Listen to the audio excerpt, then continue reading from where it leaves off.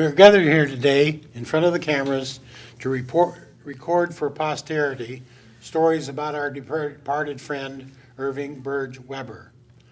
All panel members are members of the Iowa City Host Newton Lions Club, of which Irving was a member since 1931. Excerpts from Mr. Weber's obituary should serve to set the stage for our discussion. Irving Burge Weber, 96, formerly of 426 Melrose Court, died Sunday, March 16, 1997, in Lantern Park Center, Coralville, after a short illness. Services 1:30 p.m. Wednesday, First United Methodist Church by Reverend Dick Watkins. Burial in Oakland Cemetery. Irving was born December 19, 1900 in Iowa City, the son of Edward H. and Grace Valentine Burge Weber. He graduated from Iowa City High School in 1918, then continued his education at the University of Iowa, where he received a BA degree in business in 1922. He was manager of Sidwell Dairy Company in Iowa City, and then founded and was president for 25 years of Quality Check Dairy Products Association. He married Martha Thorne Whiteside on February 19, 1926, in Ackley, Iowa, and they were married for 71 years. Irving was a member of the First United Methodist Church, the Iowa City Newton Lions Club, Iowa National Letterman's Club, Iowa Athletic Hall of Fame, and served 2 terms on the Iowa City Board of Education, where he was president. Named in his honor are the Irving B. Weber School in Iowa City and the Weber Zimmerman Building, where Quality Check is headquartered in Naperville, Illinois. Survivors include his wife Martha, a son Willis E. and wife Dee Weber of Colorado Springs, Colorado, 3 granddaughters, a grandson, and a great-granddaughter. Members of the panel today here include, to my left, Dell Brown, Marianne Woodburn, Bob Libby, and to my right, Bob Woodburn. I will begin the presentations. My name is Darrell Albright. I was educated at both Iowa State University and the University of Iowa, having received my PhD in 1970 at the University of Iowa. Retired from active participation in graphic printing and designs in Iowa City, a member of the Iowa Women's Athletic Board, and a member of the Iowa City Host Newton Lions Club. I've served in the capacity of fundraising for several nonprofit organizations, including the March of Dimes and the Iowa Special Olympics. I first became acquainted with Irving Weber in the early 1980s. At that particular time, the Iowa City Host Newton Lions Club was giving consideration to printing a volume 3 of Irving Weber's Iowa City. The 2 previous volumes had been printed in Davenport, and consideration was being given to seeking competitive bids from Iowa City printers. To make a long story short, Graphic Printing and Designs was selected to be the printer of record, and thus began my long association with Irving Weber and the books on Iowa City history. The journey carried us through the printing of 6 volumes, the reprinting of 2, and the printing of a 1-act play about Irving Weber. You see all of these displayed here in the front. The hours I spent with Irving personally and in committee meetings were always a joy. It never seemed like work. When he would start spinning his tales of Iowa City, people around would just be practically in awe of the man's memory and his ability to deliver facts and figures. A master storyteller, he was a prodigious worker. Anyone who doesn't think so should try to research a story, get all the facts straight, and deliver a finished product every week. And as Irving was always fond of pointing out, if you didn't get the facts correct, the phone would ring off the wall. Irving produced almost 850 stories over a 25-year period in writing for the Iowa City Press Citizen and all of this happened after he had celebrated his 72nd birthday. Just think of all most of us have ahead of us. It was a joy to attend autograph sessions with Irving. People by the hundreds would approach him, and many he knew, but he would often request that they provide their name. More times than not, he would then start telling a story about the family, or where they lived, or who their brothers and sisters were. A person almost needed to see him in action to believe this possible. One of his favorite lines, of course, was that he was just an old man with a good memory. In recognition of his writings, the Iowa City Council named him the very first official Iowa City historian in 1989. Being a humble man, Irving often downplayed the designation, but others close to him knew how much it meant.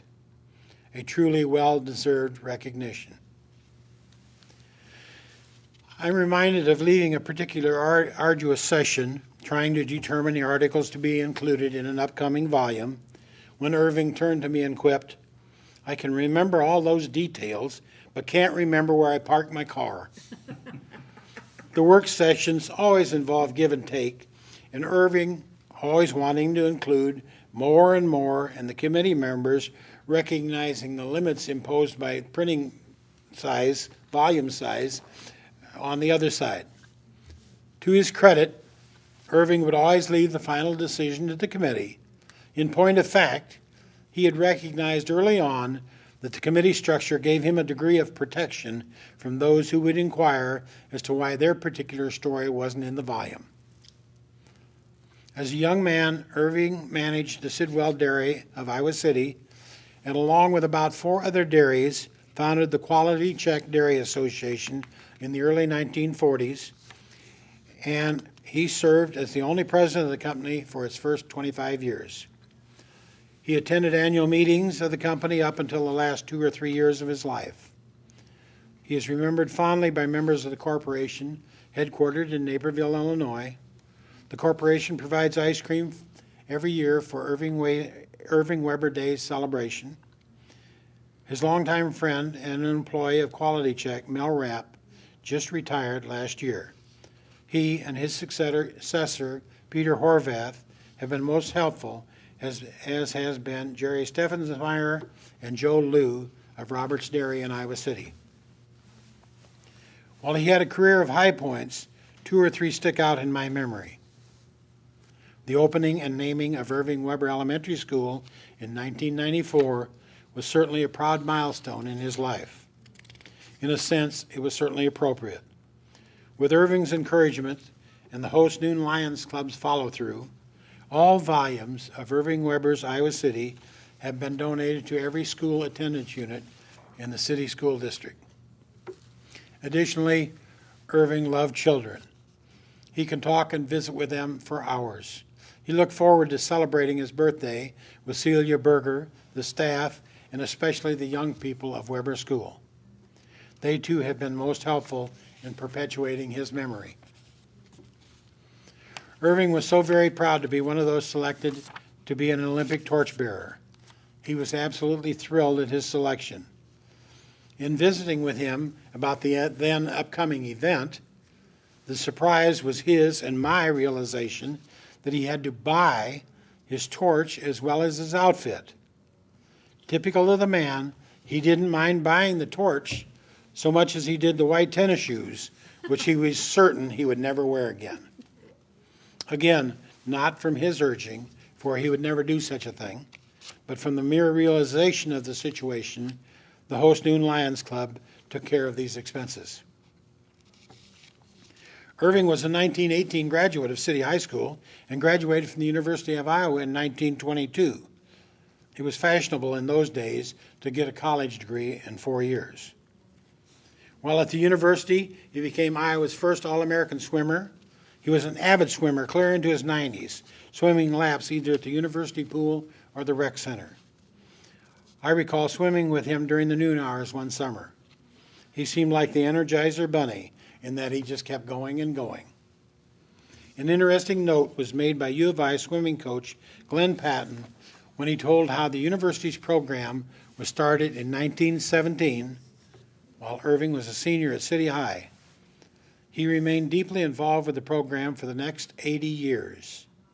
Every person who ever swam for the university over that 80-year stretch knew, and I might add, loved Irving Weber. These are just a few of my memories of Irving Weber. I could go on and on with more. To sum up, I am reminded of the Reader's Digest stories entitled The Most Unforgettable Character I Have Ever Met. Well, without a doubt, Irving Weber is my most unforgettable character.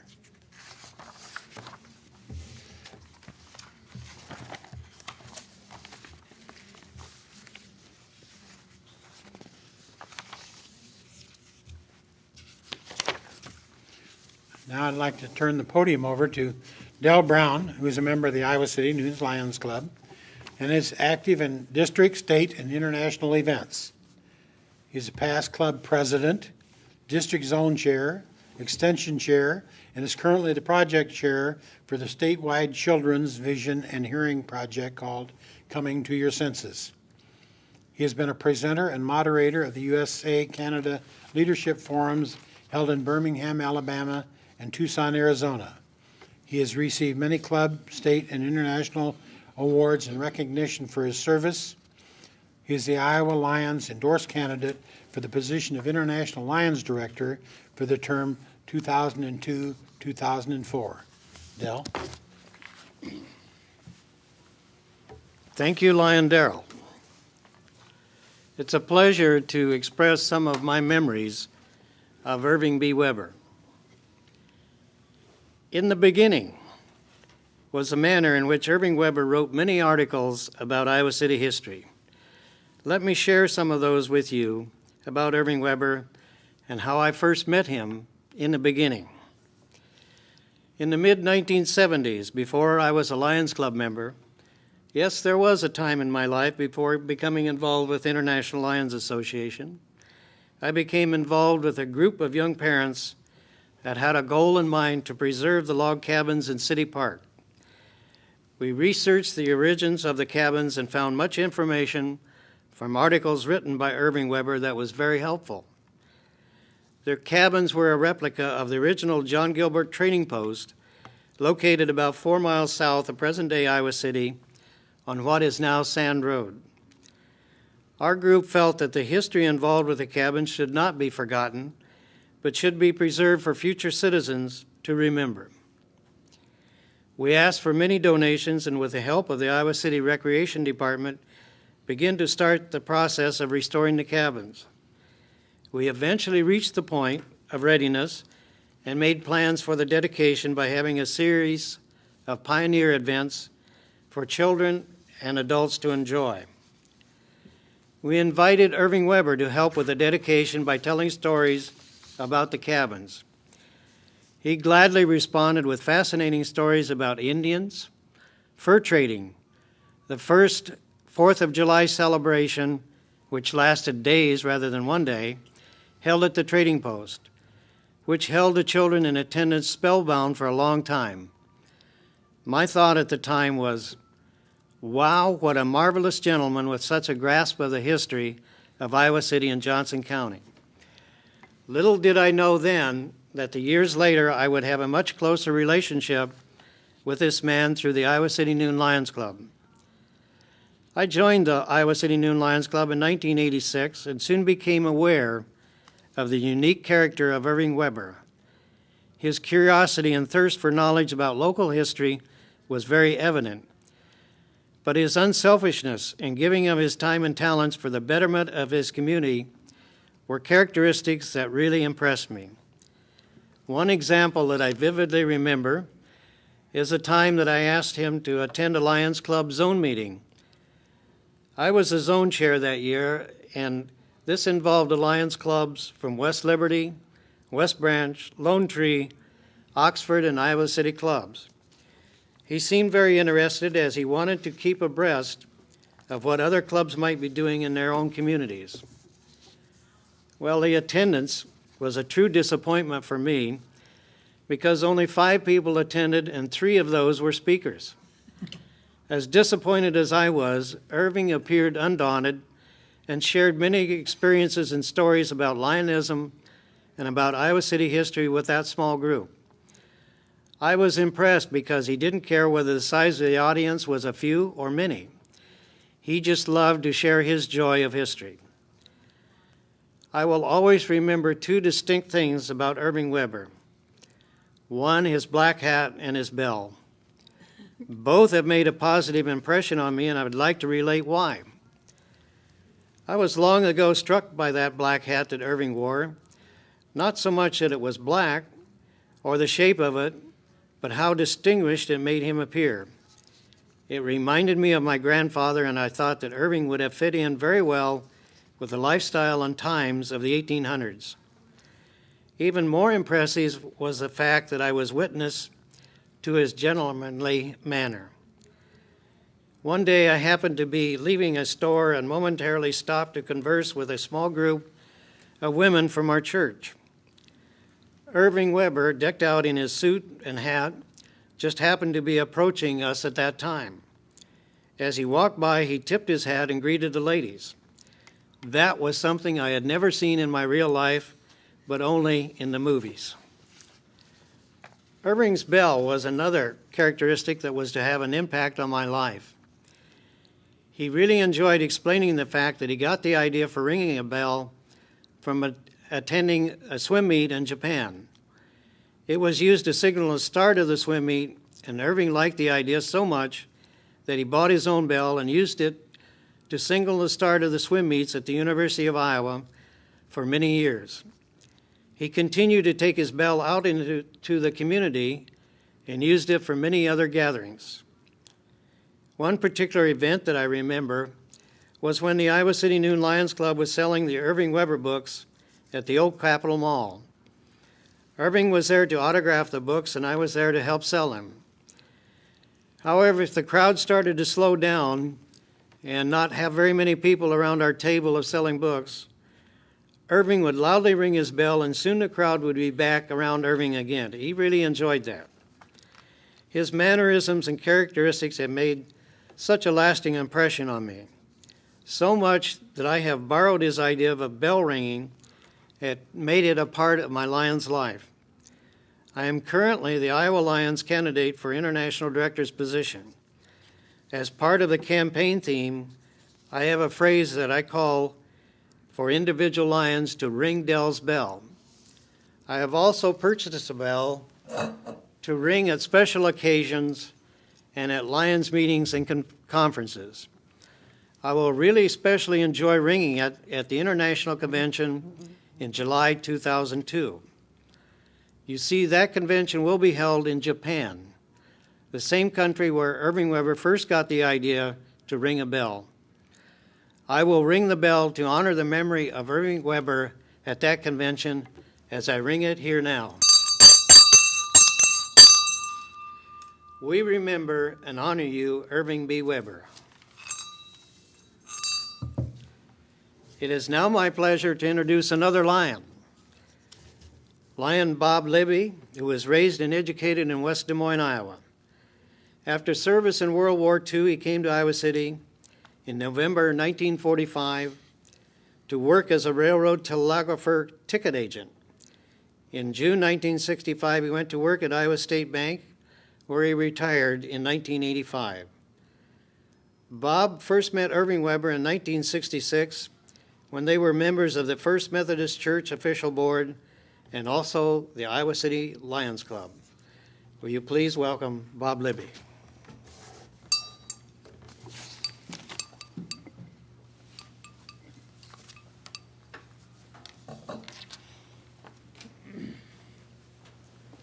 Thank you, Dale. Fellow Lions, I appreciate the opportunity to be here today. I've been allotted 5 minutes to speak about Irving Weber. What can one accomplish in that short time when speaking of the fine qualities of this Iowa City historian? Once an acquaintance is established or was established with Irving, it was like a long-time friendship. A person could feel that close to him. I was privileged to be his friend for over 30 years. He was endowed with a fabulous memory and was a fountain of historical facts and figures. A friendly visit with him was an adventure. As a result of my genealogical researching, I sometimes would discover items of interest to him, and he would incorporate it into his stories. He sometimes referred to me as his researcher. When he reached that stage of life where access to the historical library was difficult for him, he did call upon me to make searches for him. I feel privileged to have my name appear in a few of his stories. He was generous in this way. Irving was always interested in the lives of his friends. As a former railroad employee, he called upon my memories to write his railroad stories, stories that pertain to Iowa City history. And the railroads did play a very vital and important part in that history. He was also interested in learning about railroading beyond the scope of Iowa City history. Because I had also come from a railroad family, my father, his father, and his grandfather were all railroaders. So I had some knowledge of how the trains operated and what made them run safely back and forth between cities. Irving was interested in learning how the safety factors fit in with the operation of trains. Among his fine qualities was generosity. He was generous with his time in helping others. Many university swimmers profited from his efforts on their behalf while students. He would act as advisor and mentor to them. His church benefited greatly from his generosity. He and I were partners when we were active on the church finance committee.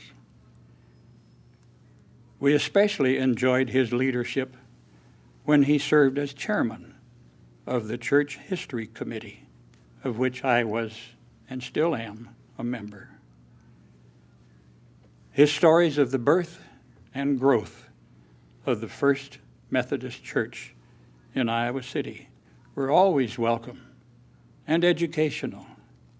He was frequently called upon by various committees and social groups as members of the church, and he would then tell his stories of Iowa City and Methodist Church history. He was a small child when the First Methodist Church was built in Iowa City, and he also had great knowledge of the church before it existed in this present building. Irving's generosity to the Lions Club has been great and is ongoing. Sales of his books continue to benefit his club. When his first history book was written, in 1976, he asked the Lions if they would be willing to publish that book, and he would contribute all profits to the club for use in their various humanitarian projects. At that time, there were no plans for him to write more volumes.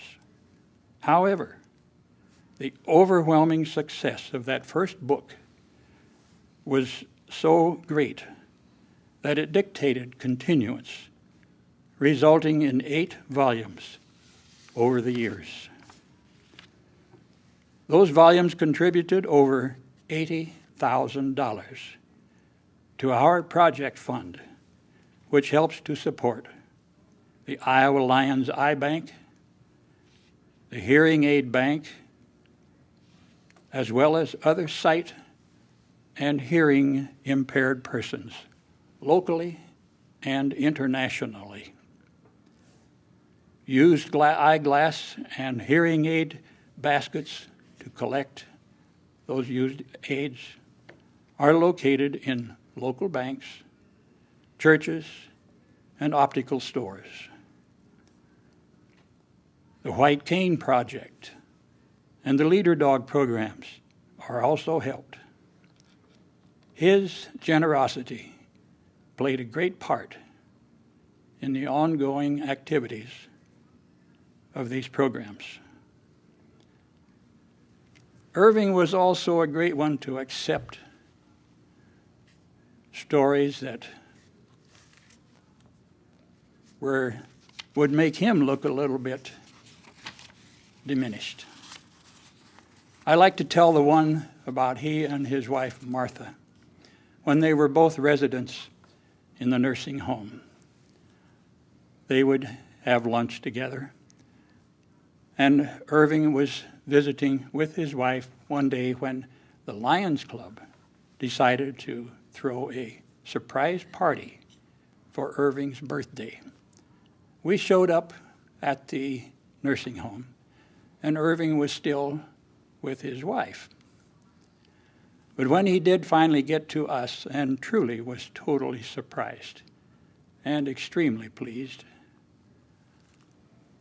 he told the story of how the conversation with Martha involved something that made Irving says, "Martha, you can't teach an old dog new tricks."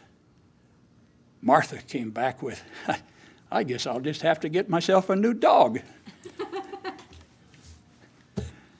He got a big kick out of that, and he mentioned it to me several times. Another thing I remember, especially about Irving, was after he gave up driving.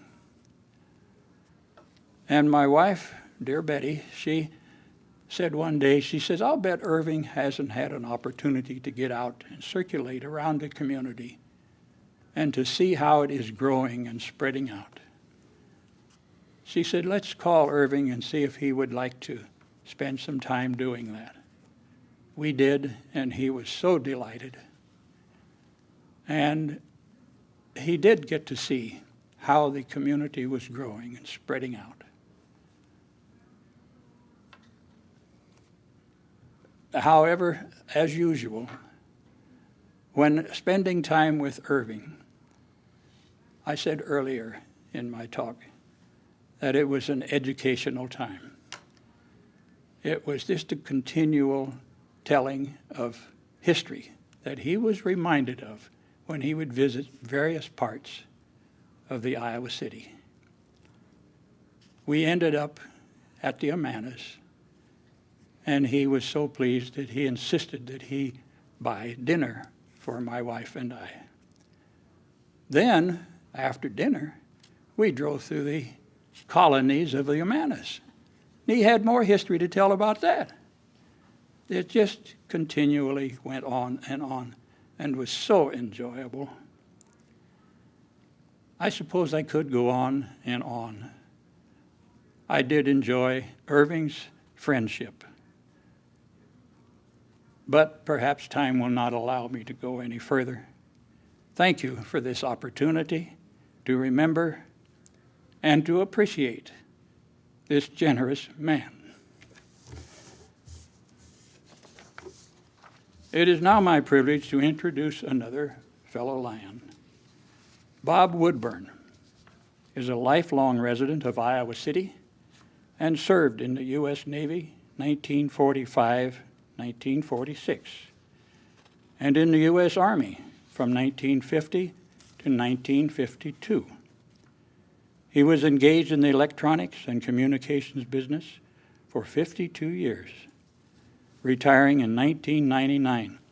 And I've reminded Bob of this several times. I purchased my first radio from him here in Iowa City. It was a good one, too. Lasted for years. Bob and Mary Ann have been married for 17 years. Bob has 4 children, 15 grandchildren, and 4 great-grandchildren. Bob joined the Iowa City Host Noon Lions Club in 1985 and served as president in 1991, 1992, and is still an active member. Bob is also a board member of the Emergency Housing Project, works at the Crisis Center Food Bank, serves as a SCORE counselor, is an elder in active service at the First Presbyterian Church of Iowa City. He is secretary of Clarksville number 668 Masonic Lodge, secretary recorder of Iowa City York Rite Bodies, a past master of William Reynolds Lodge number 667, a past president of the Iowa City Shrine Club, and a member of the Keaba Shrine Temple, and a member of the El Kahir Crazy Clowns. Bob is also a member of the Iowa City Masonic Temple Association. I give you Bob Woodburn.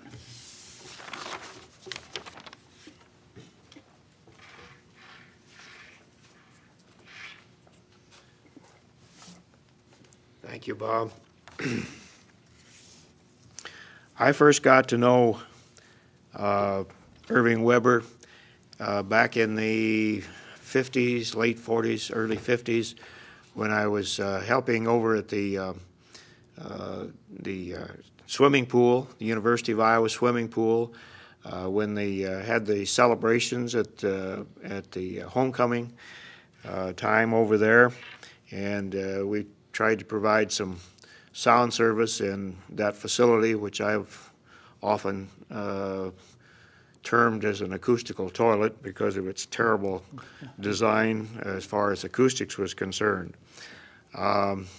Irving was always present there and knew everybody, had good words for everybody, lots of encouragements for the swimmers, and was just a genuine delight and a true friend of Dave Armbruster, the swimming coach in those days.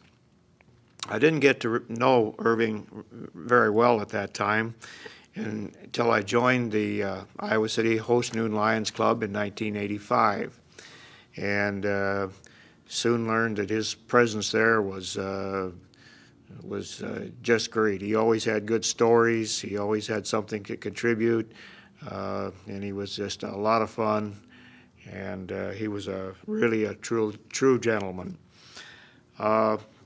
I enjoyed his books, although he grew up in the 900 block of Iowa Avenue, and from 1938 until 1954. When I was married, I lived at 915 Washington Street in a house which is burned down about 10 years ago.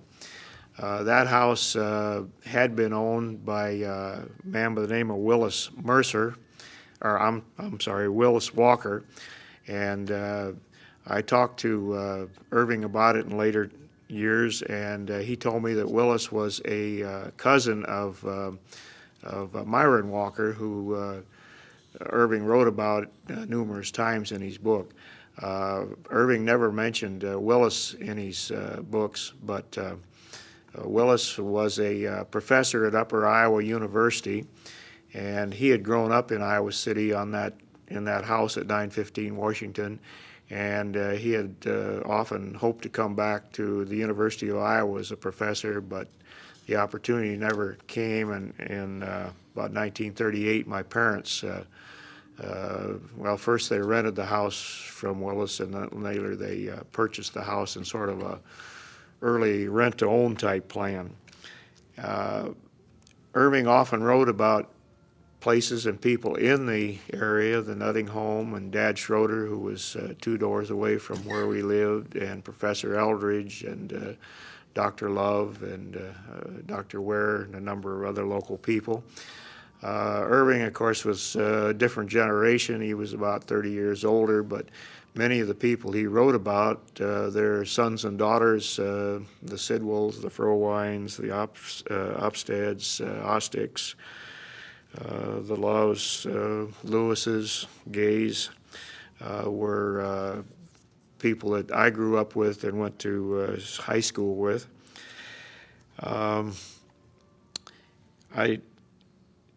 One thing that hadn't been mentioned previously, in addition to the many other honors that Irving was bestowed, the Iowa City Host Noon Lions nominated Irving for an International Directors Recognition Award in recognition of his many contributions to the Iowa City Noon Lions Club. Foremost, of course, which was that Irving donated the articles for all the books, and the books generated, I'm not sure exactly, but I know it's well over $50,000 for the club, which has been used for our sight and hearing projects over the years. And Marianne and I were privileged to take Irving to the Midwinter Conference. I think it was about 1994, 1995.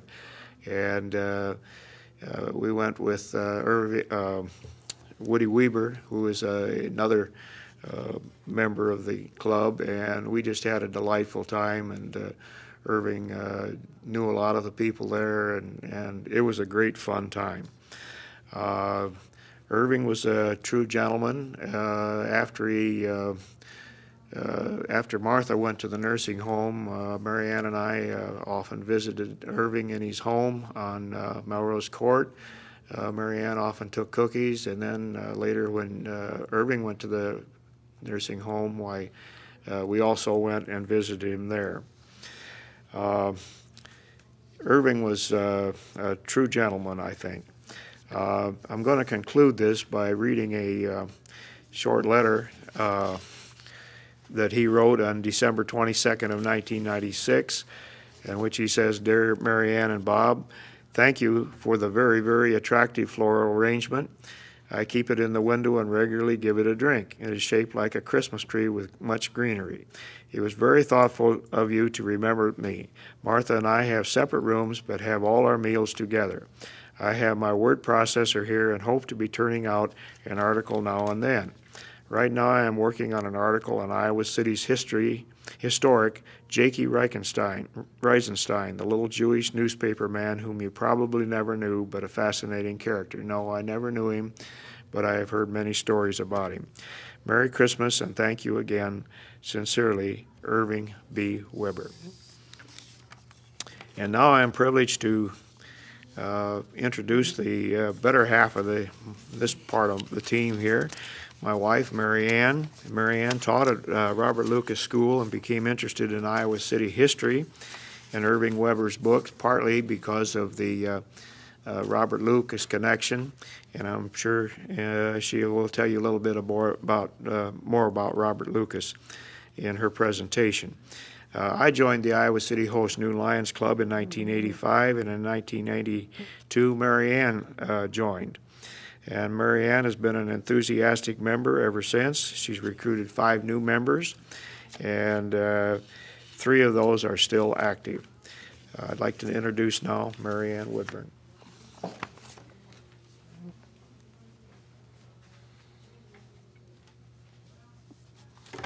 Well, typical of a second grade teacher, I'm going to start out by telling my story, okay?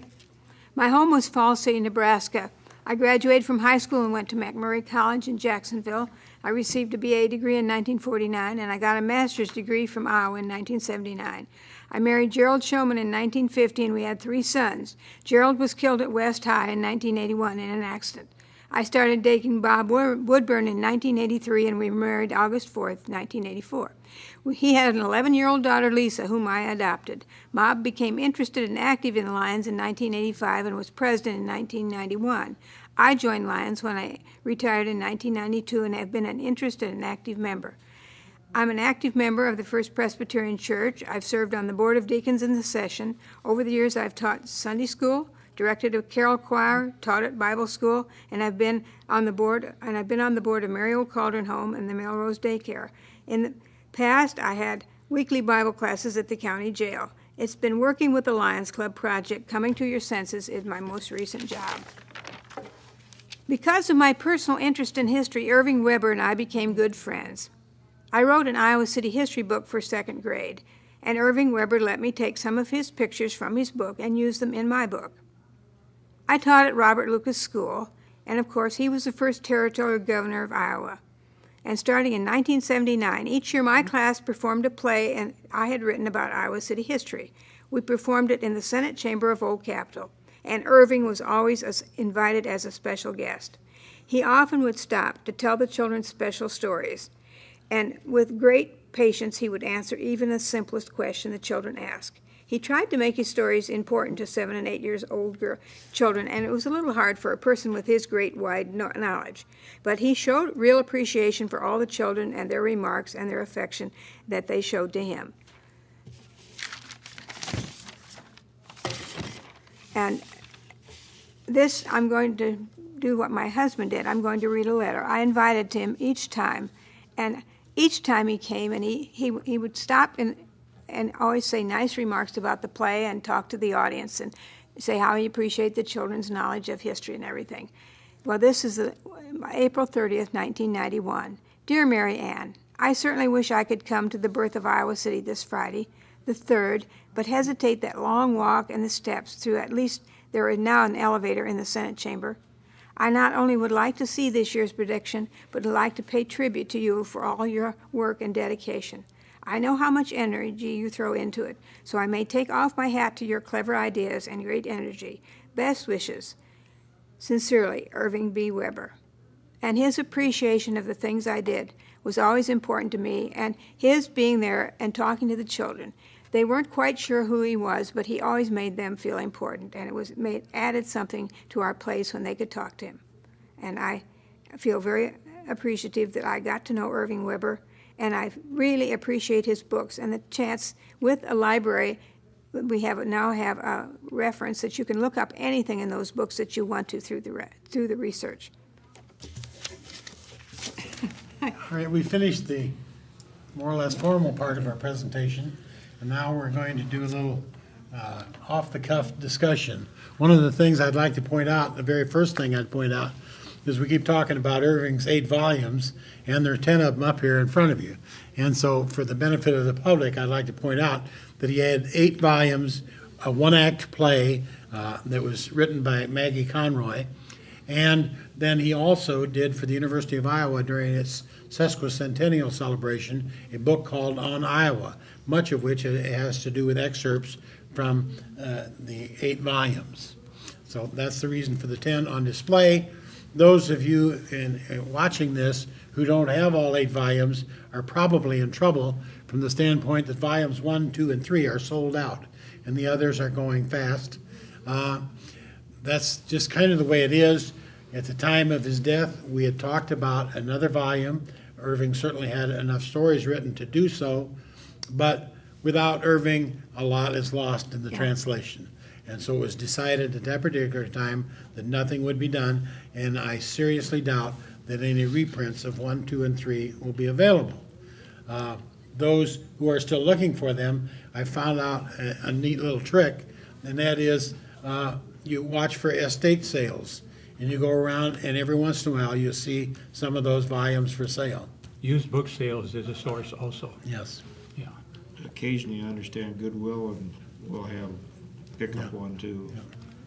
I think one thing that if anybody, the public is watching this, they oftentimes find it difficult to find some particular article they know is in one of his books, but they don't know where to look. Yeah.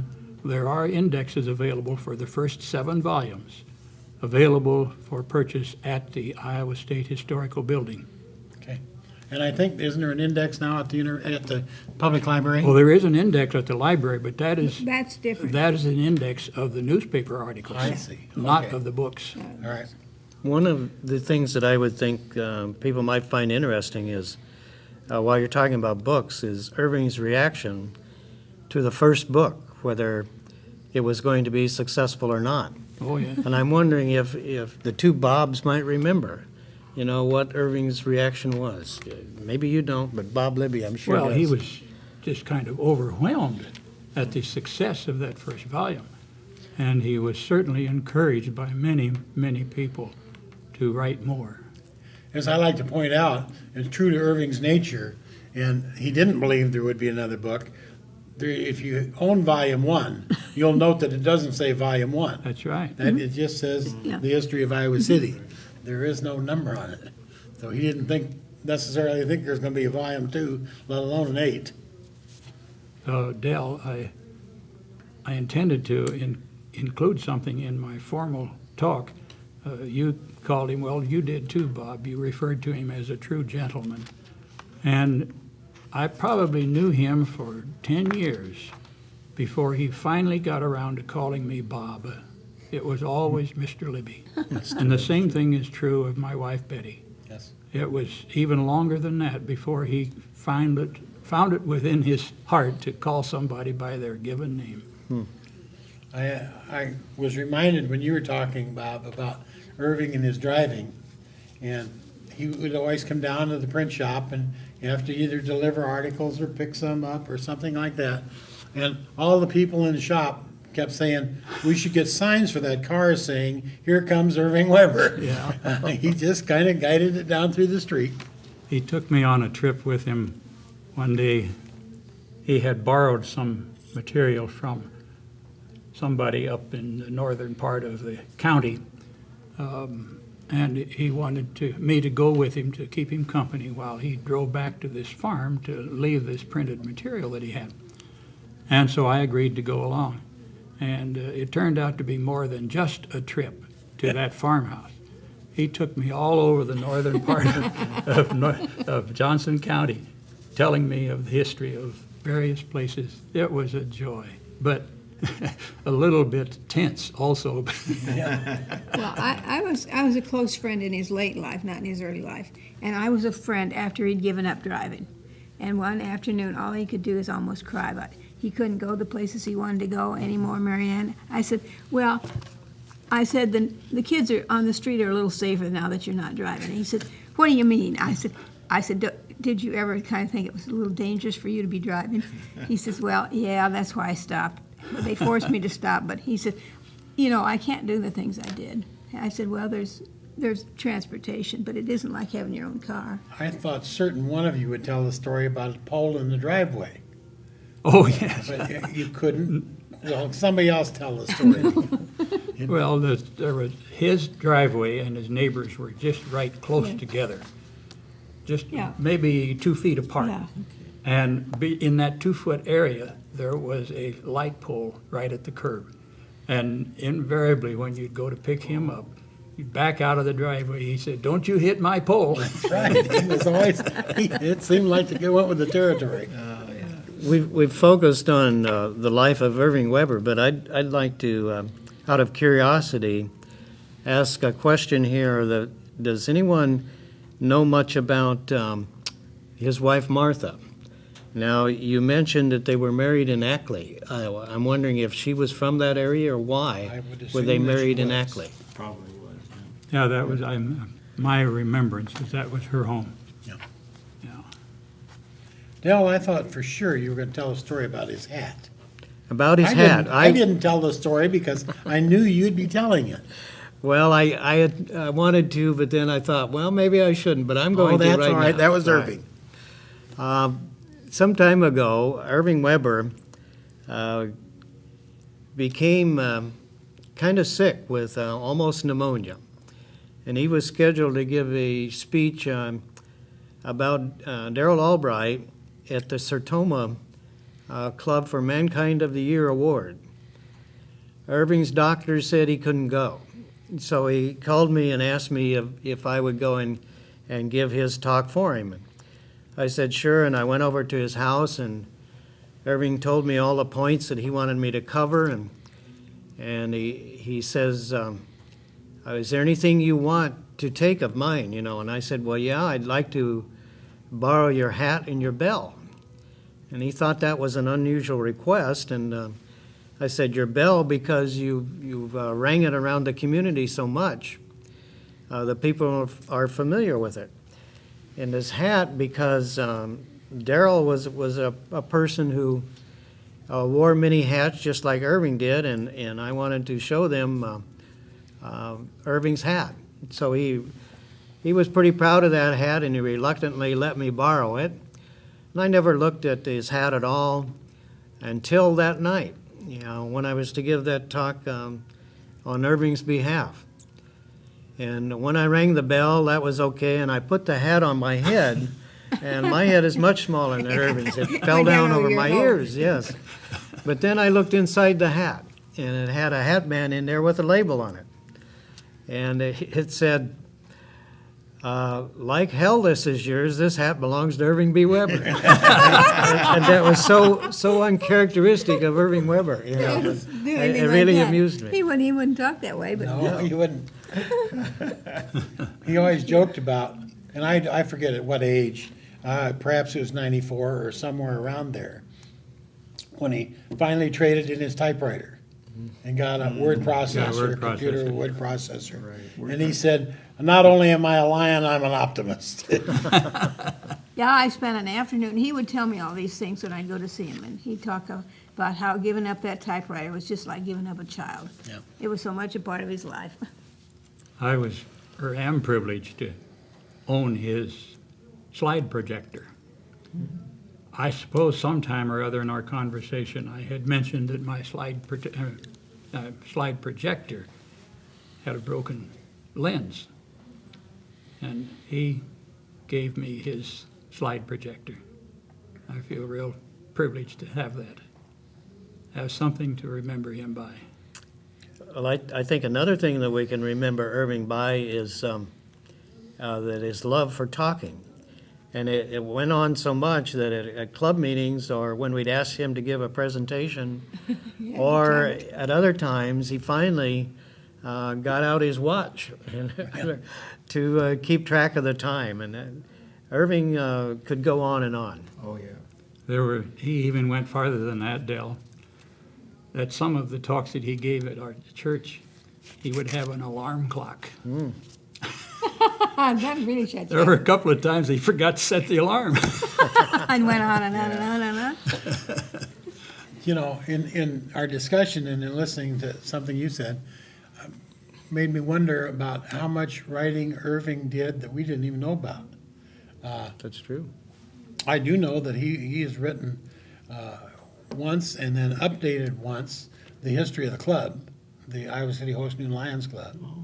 I know from what you said, I thought he did some writing on the history of the church, or did he? Oh, yes, yes. And I believe, if I'm not mistaken, he worked with Bob Cirque on history of the First National Bank. That's true. So he's got all these little side things that when we talk about what he's published and so on, that's not what he's written. He's written a lot more than that.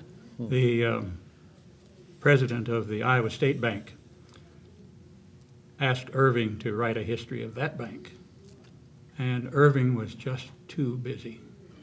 He told the president, he said, well, Bob Libby can do it. It really took me by surprise, but with his encouragement and help, I did write a history of the Iowa State Bank. Oh, that's cool. Well, you had a lot of good training because you did a lot of research for Irving in the later years. Oh, I did, yes, I did. I had run into you more than once over at the State Historical Society. I used to spend every Wednesday there, mostly for my own genealogical research, but oftentimes for him. Irving got kind of smart in his old age. People would give him suggestions for stories to write, and he'd say, "Well, let's have a little help. Yeah. Yeah, we'll do Don't it give me together." just the subject. Let's get some work done." Now you got me curious because you've been talking about Irving writing, and he wrote very well, and he wrote a lot.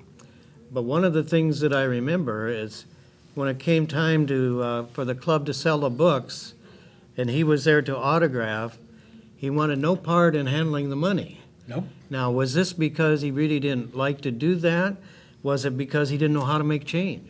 No, he just didn't like to do it. He didn't want anything to do with it, and he was always adamant that you say You know, Irving doesn't get anything out of this. Yeah. But one thing about Irving that just when I first found out about it, drove me up a wall, and that was that not only did he not get any money for writing all this, that when I came on board, I found out that he was buying books at retail to give to people who ask him for him. Right. And I said, well, this is absolutely ridiculous. I said, the club has got to give you books that you can give away to Yes. people who ask you. And the club, and to their credit, said, absolutely right, we have to do Yes. this. But even to Irving's credit, he'd just take a few at a time. Yeah. He didn't, would- he no, didn't he wouldn't wanna- take any advantage of But it. he was paying full retail price for the book that he wrote. And that's just, that's the man, That's his generosity. yeah. You mentioned, I know this is about Irving, but Martha's name came up, and he does write about her in his books, but she was more or less the silent partner there, I think. But one of the things, she was a very avid reader, and I was told one time that she took like 6 or 7 newspapers, including one from Alaska, I think, and which she read Even in her- cover to in- cover in- every in- day. Even when she was aged, she was still, Yeah. he said she still has all those newspapers. Yeah. And she was telling him things that she was reading in the newspapers, just to keep him up on things all over the world. Well, I suspect we could belabor this thing and go on, but it seems to be a natural ending place for our discussion. It's been our privilege to have reminisced a little bit about Irving Weber today. And just for the record, we have Bob Libby, Marianne Woodburn, Dell Brown, Bob Woodburn, and myself, Darrell Albright, in this presentation. Thank you.